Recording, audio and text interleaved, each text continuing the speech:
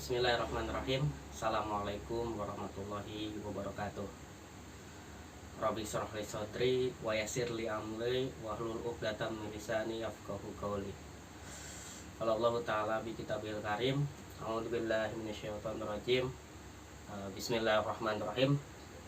Ma asaba min musibatin illa bi idznillah wa may yu'min billahi yahdi qalbah. Wallahu bikulli syai'in alim. Nama saya Iqbal Maulana dengan NIM 19.000.19.111. Di sini saya akan sedikit memberikan atau sedikit menjelaskan mengenai bagaimana seharusnya seorang umat muslim dalam menyikapi musibah yang terjadi kepadanya.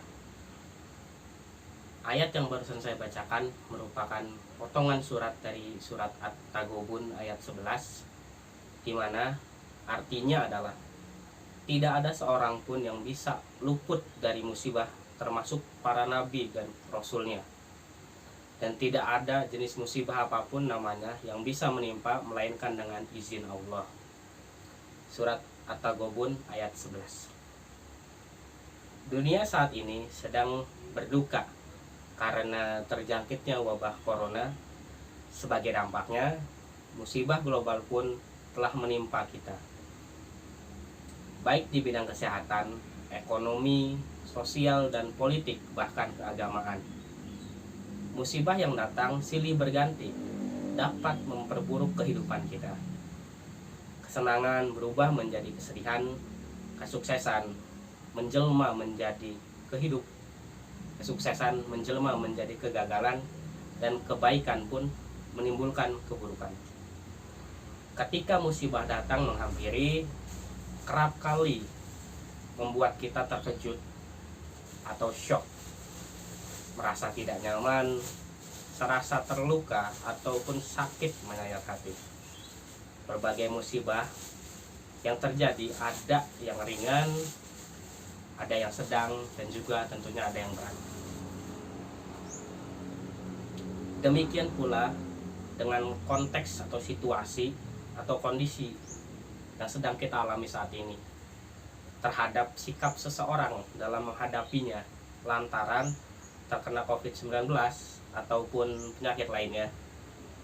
Orang menjadi kesulitan memenuhi kebutuhan hidupnya, kehilangan pekerjaan, terjadi perselisihan dalam rumah tangga, dan juga bahkan kabar kematian pun datang bertubi-tubi. Untuk itu Allah mengingatkan kita dalam firman-Nya, dan sesungguhnya akan kami berikan cobaan kepada kalian dengan sedikit ketakutan, kelaparan, kekurangan harta, jiwa, dan buah-buahan. Dan berikanlah kabar berita gembira kepada orang-orang yang sabar, yaitu orang-orang yang apabila ditimpa musibah mereka mengucapkan inna lillahi wa inna ilaihi rajiun. Quran surat Al-Baqarah ayat 155-156.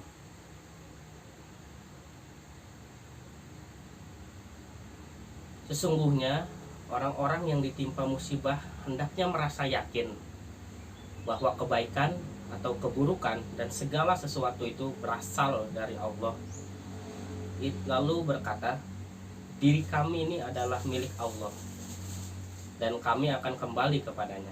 Untuk itu kami persembahkan puji syukur atas segala karunia, dan kami harus bersabar jika mendapatkan ujian atau diberi pahala dan balasan. Kalimat istirja yang sering kita baca dan juga membanjiri jagat sosial media mengingatkan kepada kita bahwa musibah itu terjadi dengan takdirnya, mengisyaratkan kepada kita bahwa musibah setiap kita menghadapi musibah, kita harus ikhlas menerimanya. Pepatah Arab mengatakan bahwa dengan musibah orang bisa menjadi mulia dan bisa menjadi hina. Musibah yang diterima secara positif akan mendatangkan pula ibrah, hikmah, dan juga anugerah. Sebaliknya, bila musibah disikapi dengan negatif, maka akan menjadikan penghalang dari rahmat sehingga bertindak negatif pula ke depannya, dan juga mengutuk ujian yang dapat mendatangkan azab. Dari Allah Ta'ala, Rasulullah Shallallahu Alaihi Wasallam bersabda bahwasannya orang yang Allah inginkan kebaikannya atasnya, maka akan diberikan musibah kepadanya. Hadis riwayat Bukhari. Untuk itu hendaknya kita tidak berputus asa dalam menghadapi musibah agar semakin mendapatkan kebaikan dari Allah Ta'ala. Bagi orang yang beriman, musibah tidak boleh dilihat sebagai peristiwa negatif, melainkan harus dipandang sebagai ajang untuk melatih diri untuk sabar dan tabah menghadapi segala ujian yang diberikan kepadanya. Manusia diuji untuk tidak mudah berputus asa, karena Allah telah berjanji akan mengangkat derajat seseorang yang menghadapi musibah dengan penuh kesabaran, kepasrahan dan tawakal, dan akan mengganti apa yang hilang atau lepas darinya dengan anugerah yang lebih baik ke depannya. Masyaallah muslimin, banyak orang yang salah menyikapi musibah dan berakhir dengan putus asa. Orang yang berputus asa akan dihinggapi rasa ragu, pesimis, menganggap semuanya negatif, merasa tidak berguna, bahkan merasa kehilangan dukungan dari keluarganya. Secara psikologis, orang yang putus asa akan menunjukkan gejala emosi yang dapat mengakibatkan tindak kejahatan. Orang yang mengalami putus asa, hidupnya merasa kacau, dan keadaan yang dihadapinya tidak dapat dikendalikan. Dalam kondisi seperti ini, orang sulit berpikir jernih, tidak tahu apa yang harus dilakukan. Putus asa merupakan salah satu gejala depresi. Jika tidak diatasi dengan baik, perasaan ini tidak hanya dapat mengganggu aktivitas, tapi juga dapat mengarahkan kepada aksi bunuh diri. Seseorang yang mengalami putus asa akan merasa kehilangan harapan, menderita, dan larut dalam kesedihan. Bisa jadi orang yang putus asa akan dapat beraktivitas sebagaimana biasanya, namun mereka tidak merasakan adanya kebahagiaan dalam hidupnya. Dalam Al-Quran ada 20 ayat dalam 16 surat yang menerangkan larangan berputus asa, sebab dan solusinya. Dalam Al-Quran diterangkan manusia berputus asa dalam beberapa hal, yaitu putus asa dalam rahmat Allah yang terdapat dalam surat Yusuf ayat ke-87, putus asa ketika ditimpa malapetaka dan musibah terdapat dalam surat Al-Isra ayat 83, putus asa terhadap akhirat Quran surat Ar-Rum ayat 12, dan putus asa kala nikmatnya dicabut Quran surat Hud ayat 9. Artinya, apabila kami berikan kesenangan kepada manusia, niscaya berpalinglah dia dan membelakangi dengan sikap yang sombong.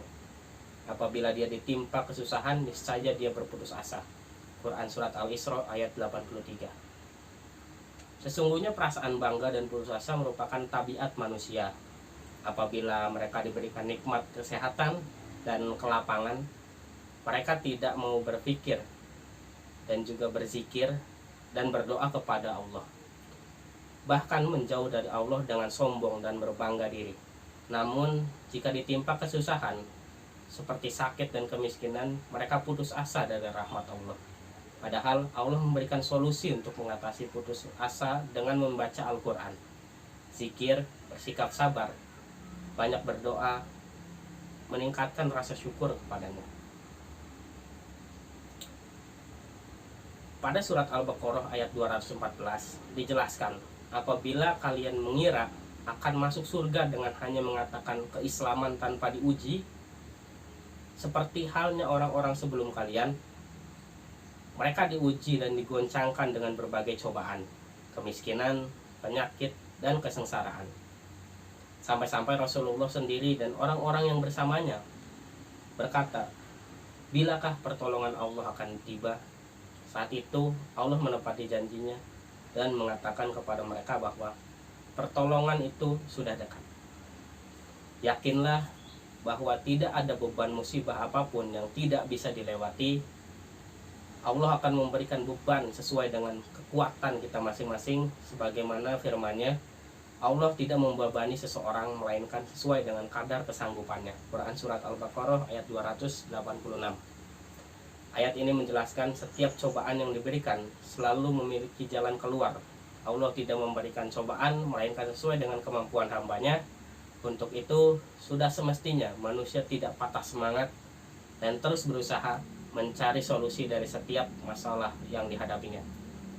Meskipun terasa sulit, jika selalu percaya dan yakin atas kekuasaan Allah, maka hati akan terasa lebih tenang. Yakinlah badai pasir pasti berlalu. Jangan putus asa, musibah pasti akan berakhir. Semoga musibah yang menderita ini menjadi ladang amal dan kebaikan di kemudian hari. Amin. Semoga apa yang saya dapat sampaikan dapat bermanfaat bagi kita semua, dan juga menyadarkan kita bahwa ujian yang kita sedang hadapi tidak diberikan Allah melebihi apa yang kita sanggupi. Dengan begitu kita adanya harus lebih bersyukur lagi kepada Allah dan juga meningkatkan tawakal kita kepadanya, dan yakin bahwa ujian ini Allah berikan kepada kita untuk lebih menguji kita dalam keimanan kita. Demikian yang dapat saya sampaikan. Wabillahi taufiq wal hidayah. Wassalamualaikum warahmatullahi wabarakatuh.